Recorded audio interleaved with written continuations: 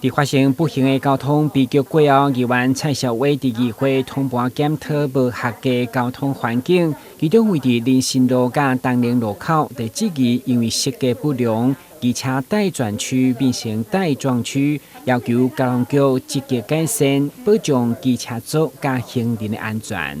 很明显可以看到，在机车的待转区的部分，但是它就跟人行道合并在一起。我一直在强调这个机车待转区，我们也去看过好几个地方，那个待转区就像是待转区啊，哈。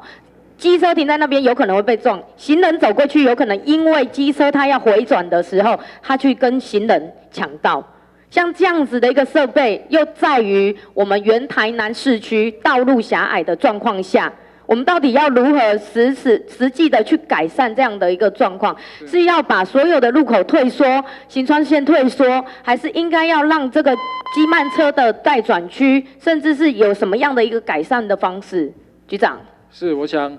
议员点出问题，就是在现况的环境里面，目前我们这是会勘之后来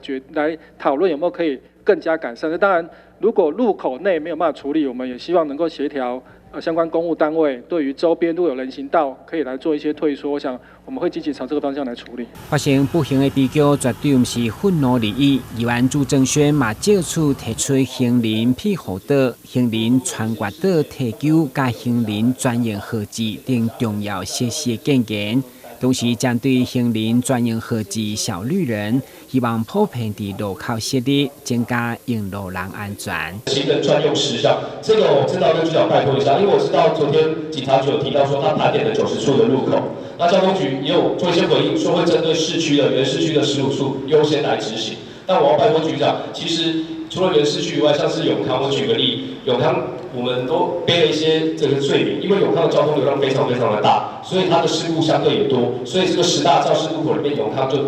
涵盖了5处。台南旧社区的下路的交通本地的先天不良，透过交通工程的改善，加强民众的交通素养，嘛是根本。台南新闻管制林银光采访报道。